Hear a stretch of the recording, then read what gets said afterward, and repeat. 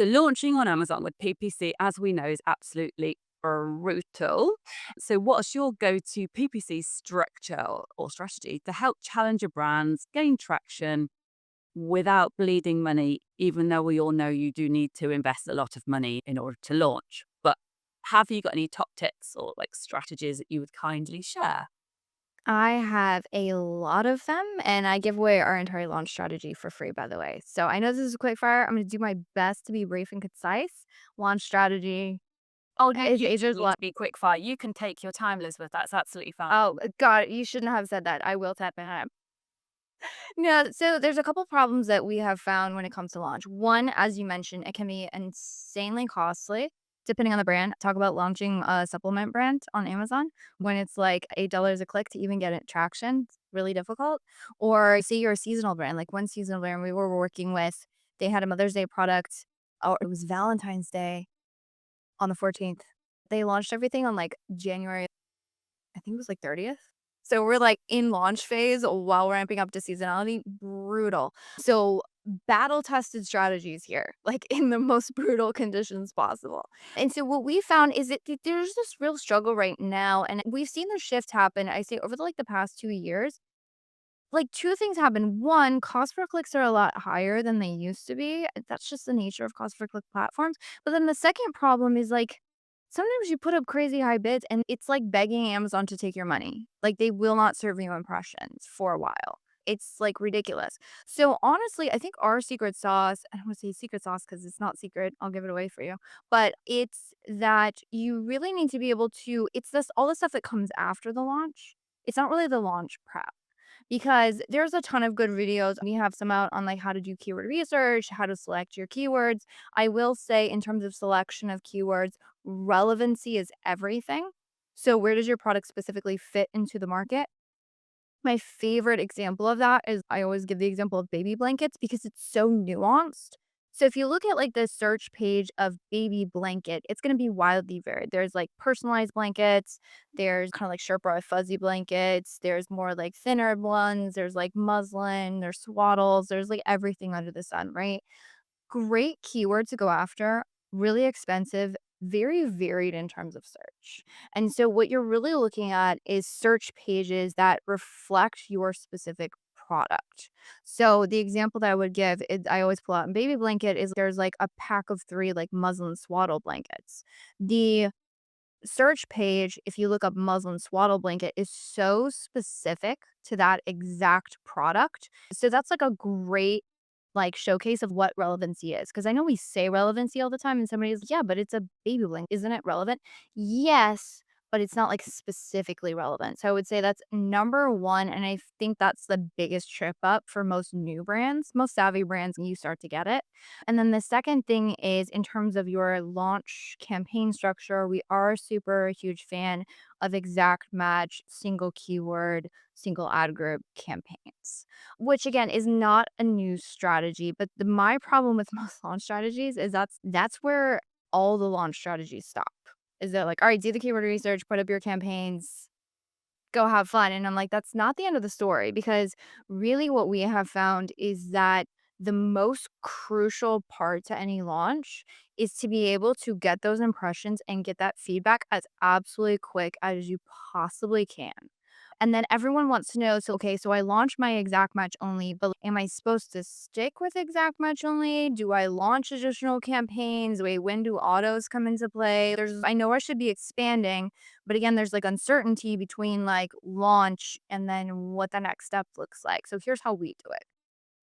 When we're choosing our keywords, we have found that we pick about 10 keywords. You can go more, you can go less. The reason why is because we're going to be like aggressively testing these. And then when we put up our campaigns, what we're doing is we're setting a more, I want to say limited budget, but we're going somewhere between 10 and $20. Now, are your budgets going to run out? Yes. That's okay. And that's intentional because I'm going to walk you through the optimization cycle.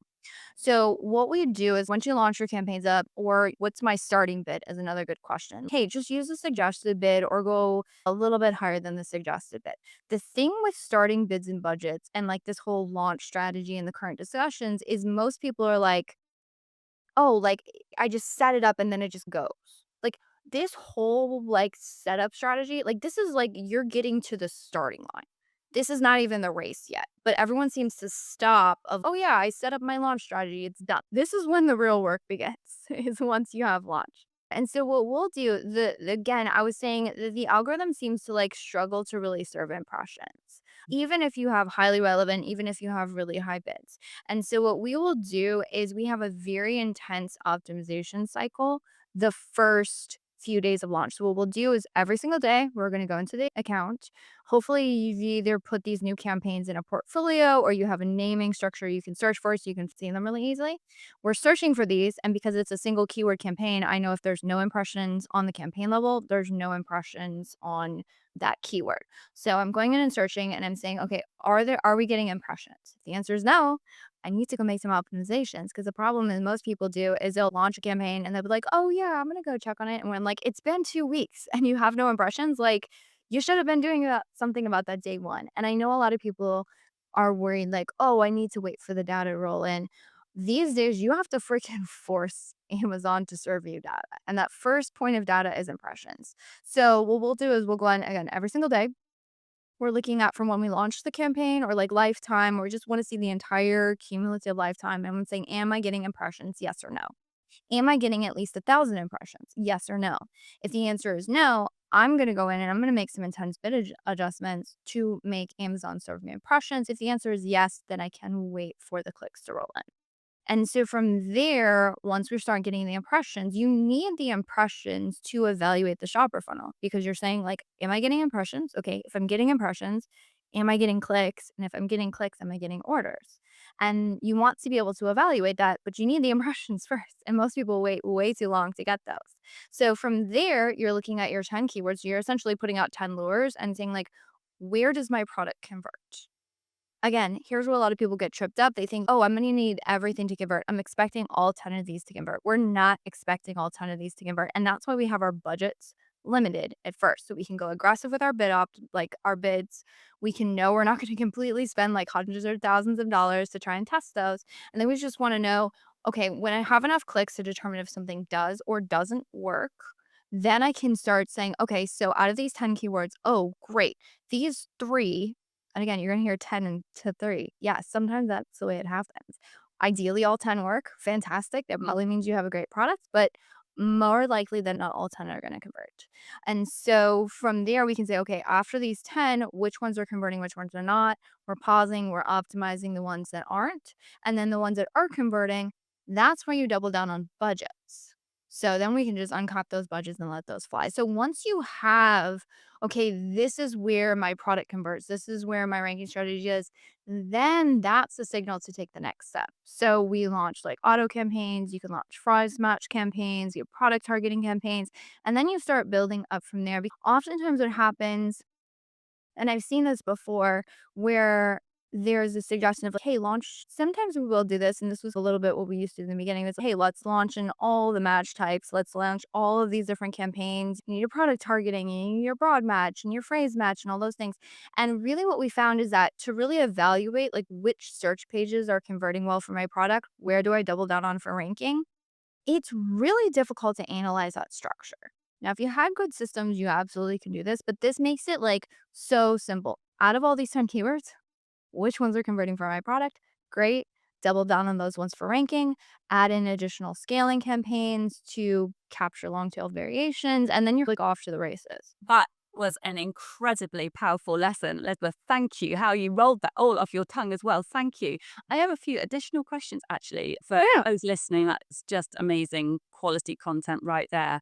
And you were saying that you've got it's like a how-to guide that you've produced. That's how can people get hold of that? So they Yeah, so I can definitely give you a link. Yeah, it's like a whole 36-page guide. I've put this out in other presentations, and then I'm like, it's a little bit hard to sit and watch through a video and try and do stuff. Even if you have the presentation deck, it's not the same. And so I just rolled it into the whole 36-page document. I'm like, here, hopefully it's useful and it outlines everything that I talked about, like how to adjust the bids, when to look at things, what are the next stages in scaling campaigns, what do we recommend, you can basically swipe that and launch any product. Fantastic. Thank you. Listeners, that's gold dust. So, my additional question, which actually isn't on my list, I'm going to add it here, is the importance of working with your SEO. So, whether that's an in house SEO expert, or I don't know if you actually work and you create, if you do your listing optimizations as well, or you just an ads agency. We mainly focus on ads, and then we have partners that we work with for optimizations. We do have an internal SEO team that we're building up. To be honest, it's just a little bit of a favor to a few select clients. It's been getting fantastic results. So it's an in-house incubator at this moment. But yes, there absolutely, that's what we've been seeing is there is a synergy between SEO and advertising that, and I was on a call with one of my clients today and he was saying like, there is so much information and so much like wealth of knowledge that you can get from advertising that influences like the rest of your account. So one thing that my ad manager pulled out of one of our accounts and that's something super proud of is they keep such I'm always blown away when I'm like, "Hey, what's going on in this account?" They're like, "Oh yeah, this." I'm like, "How do you?" Anyways, they're amazing. But she was saying like, "Oh, there's this specific product and we're noticing that it's struggling a little bit." And it was like, "Oh yeah, one thing that we noticed is when there was deals running on this product. It actually performed really well, and then as soon as the deals come off, there's an issue, and actually when we're running deals, because we're seeing that lift in sales, like, we're seeing more profitability, so total A cost is lower, A cost is lower, it all works really well, and so that's an insight that was super crystal clear because we're in the ads data. Honestly, you should be tracking if your deals are working or not, but, like, for us, like, we're an extra set of eyes because 'cause we're in the account, like, every single account, every single day. And so we can see those trends, or I can't tell you how many times like one of my account managers has spot like, oh wait, your product switched categories, or you're not categorized like your BSR, you don't have a subcategory on here. Or wait, we've seen like that dreaded like high return rate pop up on this product. And so now we're seeing conversion rates down. And so there's all these things because if you're knee deep in the ads touch virtually every single part of an account from like deal structure to review structure to inventory to there's all these things that ads touch, which has meant that even though we are very much in what our hands are in is the ads and the ad strategy, it's made us almost have to become an expert. I don't want to say expert, but like at least understand all of these things that are impacting so we can help translate to brands like, hey, here is something. And again, we don't have our hands in, but we absolutely would recommend you having these keywords in your title because for some reason these are your main keywords and like you don't have them in the title at all. Well, thank you very much. Yeah, absolutely. SEO and PPC, they have to work together, and especially at launch, agreeing those kind of like strategic keywords to both to focus on is so super important. But thank you, Elizabeth. That's amazing answer.